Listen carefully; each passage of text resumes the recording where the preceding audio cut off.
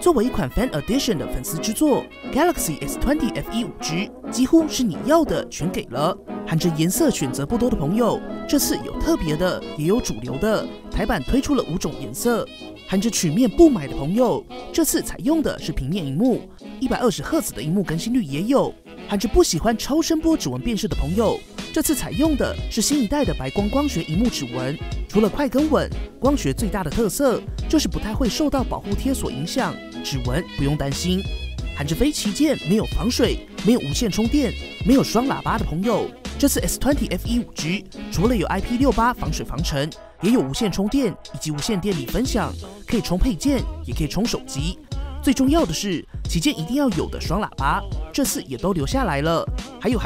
含着旗舰太贵的朋友 ，Galaxy S20 FE 5G， 三星开了一个很有诚意的价格。不过在现在这个时间点，究竟要怎么选？邦尼最后也会跟大家聊聊选购建议，就让我们一起来看看实际表现吧。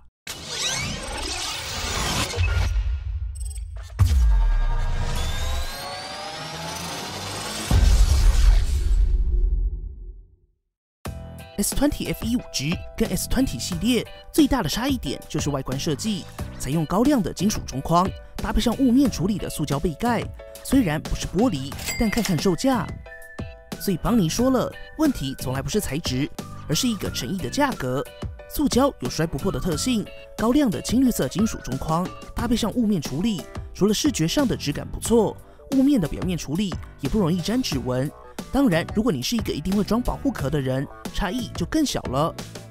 而在机身配置上 ，S20 FE 5G 的 SIM 卡卡槽在机身顶部，采用了在三星机种比较少见的双面卡槽设计，一面是 SIM 卡槽，另一面则是 SIM 卡槽或 Micro SD 卡2选1的设计，最高支援5G 加4G 双卡，按键集中在机身右侧，底部拥有双喇叭之一的底部扬声器 ，Type-C 接孔。比较惊喜的是，正面依旧采用了一体性非常不错的隐藏式微缝设计，而顶部喇叭也是在这个位置。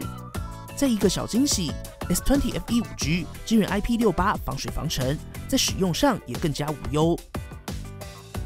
随附配件部分 ，S20 FE 5G 虽然支援最高25瓦快充，但随附的是15瓦快充组，有些可惜。但稍后邦尼也有完整的实测对比，可以评估是否加购25瓦快充。没有耳机，不过出厂时就已经贴好保护贴以及随附透明保护壳。接着看到系统及效能 ，Galaxy S20 FE 5G 最大的亮点就是在这个定价区间能够买到旗舰效能的三星机种。毕竟不只是买到硬体，还有三星整套的One UI 生态。在性能上搭载 Qualcomm Snapdragon 865，台版搭配的是 LPDDR5 6GB 的 RAM 以及128GB 的储存空间。在AnTuTu跑分测试中拿下了575308分，仅以跑分数据可以参考以下表格，完整实测结果一样可以在 isfun.com 上找到。整体来说 ，Galaxy S20 FE 就是旗舰表现，唯一需要注意的是 6GB 的 RAM， 对于喜欢开很多 App 的朋友，记得定时关闭一下背景 App。续航力部分也蛮稳的，搭载4500毫安时电池，邦尼也提供2种萤幕更新率下的测试结果供大家参考。首先是 Full HD 加120赫兹，在邦尼的续航力测试中达到12小时51分，而在 Full HD 加60赫兹中，则是拿下了16小时12分，在续航力上还是比较稳。一般使用来说，60赫兹之下1天1充稳稳的。Full HD 加120赫兹，日常使用也能有1天1充的表现，所以建议大家可以全程使用120赫兹。而在快充部分 ，S20 FE 5G 支援最高25瓦有线快充，还是个小惊喜。支援器无线充电以及无线电力分享。在邦尼的0到100%电力测试中，随附的15瓦充电器30分能够充满38%，而若是使用25瓦，30分可以充满59%。而完整充满15瓦耗时1个小时又32分，25瓦则是1个小时2分钟就能充满。其实从数据上可以看到，三星的15瓦跟25瓦都已经最佳化的非常不错，大家可以权衡一下是否购入25瓦的快充组喽。而在通讯上 ，Galaxy S20 FE 5G 支援5G NSA Sub 6。频段上硬体支援台湾全屏，邦尼还是那句话，都使用旗舰系列了，5G 机种不论是现在或是未来，都有更大的弹性。同样支援 WiFi 6跟 NFC，支援 Samsung Pay以及帮你讲了无数次，目前最好用没有之一的 Samsung Pay 悠游卡。有兴趣的朋友可以稍后点击右上角资讯卡，观看邦尼稍早的完整实测。声纹安全辨识上，不喜欢超声波指纹辨识的朋友注意喽 ！Galaxy S20 FE 5G 采用新一代的白光萤幕下指纹辨识模组，速度跟稳定性表现真的还不错，应该是三星目前在手机上最快的一组光学指纹。最重要的是，光学萤幕下指纹辨识比较不会受到保护贴厚度影响，所以贴完玻璃保护贴后，重新设定下指纹就好，一样支援脸部辨识。系统部分一样是大家熟悉的 One UI S20 FE 5G， 同样支援全萤幕手势、深色模式、Always On Display 永远显示，以及新版的连接至 Windows。连接之后，你就可以在 Windows 电脑上拨打或是接听电话，查看手机上的简讯、通知，或是手机相簿中的相片等等。最棒的是，你还可以透过连接至 Windows 这功能，直接在电脑上开启手机中的 App， 非常方便。还有一个很多朋友在问的 Galaxy S20 FE 5G 实测支援今年推出的无线版 Samsung DeX。影音娱乐部分采用 6.5 寸 20:9 Full HD Plus Super AMOLED 欧极限全萤幕，支援最高 120Hz 萤幕更新率以及 240Hz 触控采样率，支援 YouTube HDR 串流。别的先不说，目前在这个价位带的台版机种，要找到一块同样显示效果的 120Hz 萤幕，真的是蛮稀有的。毕竟能够控制整机成本，在有限的预算端出一块不错好萤幕的品牌，应该也只有三星能够做到了。更重要的是，邦尼目前还是认为一块优秀的萤幕在手机上的优先级还是非常高。毕竟不论你做什么事情都需要一块萤幕，其他部分往往在体验上都是比较片段的。那问题来了，邦尼比较好奇的是，先不说预算，不知道大家在选择一款手机时，在优先级上的排序会怎么选择呢？底下留言一起讨论，告诉邦尼吧。说回 Galaxy S20 FE 整体显示效果上，三星萤幕还是稳稳的，同时也是采用一派用户喜欢的平面萤幕。虽然无法做到像曲面萤幕一样近乎无边框的视觉体验，但在游戏时的手感、保护贴选择上也会比较弹性一些。喜欢平面旗舰的朋友可以多留意一下咯。这边想多提的还是 120Hz， 不过就不再多说 120Hz 跟 60Hz 的差异，因为大家也比较熟悉了，在肉眼感受上也是明显可见。这边想说的是，以邦尼这种多机使用者来说，从 120Hz 突然回到 60Hz， 差异非常明显，所以其实 S20 FE 5G 也蛮适合需要旗舰副机的使用者。同样的 120Hz 萤幕更新率能够让两台装置切换时的使用体验更加无痛一些，虽然的确是一个比较奢华的副机选择啦。值得一提的是 S20 FE 5G 的前镜头开孔蛮小的，不过位置并没有非常贴近边缘。而在外放上 S20 FE 5G 同样采用 AKG 调教的双喇叭，不得不说双喇叭真的是旗舰必备，同时也支援 Dolby Atmos 杜比全景声。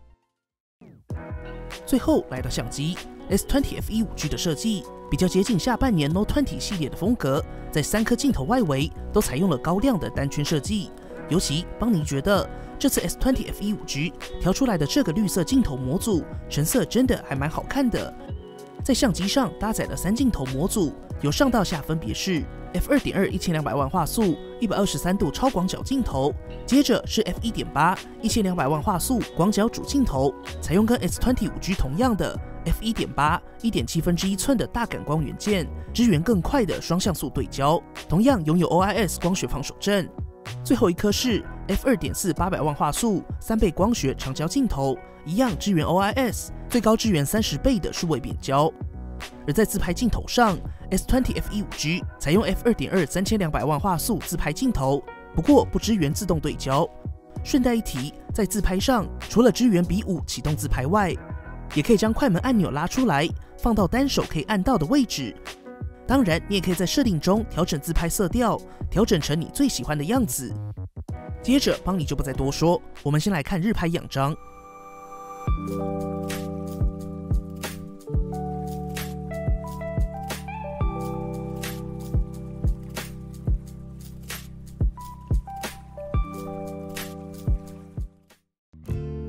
接着是夜拍 ，S20 FE 5G 一样拥有新版的夜间模式，那差异在哪里呢？在新版本的相机中，不用特别开启夜间模式，只要开启智慧场景辨识，并且处于低光源环境中，系统就会自动判断手机是否稳定，接着就会自动启动短秒数的夜拍模式。对一般使用者来说，不用切换的确更加直觉。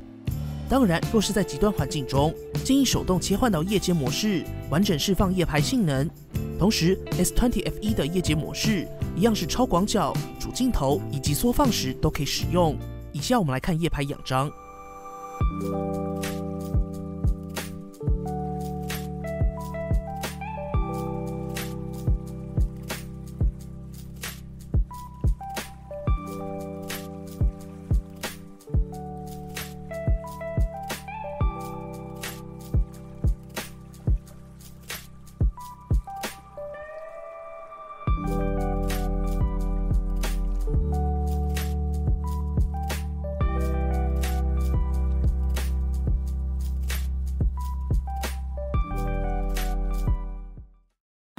而在附加功能上，拥有最长30秒的专业模式，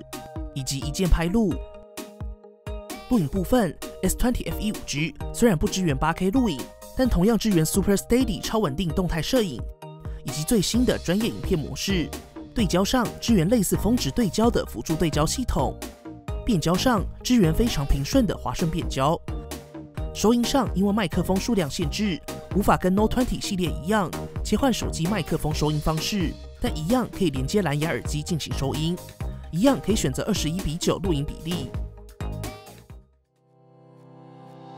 最后还是来说说选购建议。从各方面来看 ，Galaxy S20 F1 5G 规格跟价格都开得非常不错。主要的受众可以分为2种用户，第一类一直以来都使用三星系列机种，想要入手旗舰，或是之前就是拿三星旗舰，但一直用不坏，俗称钉子户的朋友。邦尼最近也看到很多三星老用户在 S20 F1 5G 推出后就真的下手，毕竟 One UI 对于 Android 阵营的用户还是有蛮大的黏着度，尤其最近又有回不去的 Samsung Pay 悠游卡。第二类当然就是因为超值价格可以入手三星旗舰的朋友，这就没什么好说啦。不论你是哪一种用户，旗舰性能、平面萤幕搭配光学萤幕指纹、无线充电、双喇叭、IP68 防水防尘、稳定够用的3镜头跟超值，都是在 S20 F1 5G 上重要的关键字。不过，若是想在这个时间点入手三星旗舰系列的朋友，邦尼会推荐2个方向思考。如果你的预算真的很有限， S20 F1 依旧是目前你能买到综合实力跟价格最超值的三星机种。但如果你的预算多一点点，那就推荐可以直上 S20 5G 系列，因为种种原因 ，S20 5G 系列在台湾通路目前的售价真的很甜。主要的差异会落在 S20 5G 系列频段支援度没有后续机种完整，但其他部分综合来看 ，S20 目前真的也是售价跟规格的甜蜜机种。追求真旗舰的朋友，邦尼不多说 ，Note 20 Ultra 5G、Galaxy Z Fold 2 5G 都在那里等你了。最后，邦尼真心期待 Fan Edition 会成为年年都有的三星超值旗舰，未来的超值高阶市场也会更值得一看。好啦，本期节目先到这里，别忘了底下跟邦尼分享你选购手机时的优先顺序哦。如果喜欢本期的节目，不要忘记订阅邦尼，并且打开小铃铛，及时收到最新的评测通知。当然，你也可以在 Facebook 邦尼 AI 小助理、Instagram 以及 Line@ 找到我们。如果还有其他问题，别忘了底下留言。那我们就下期影片再见啦！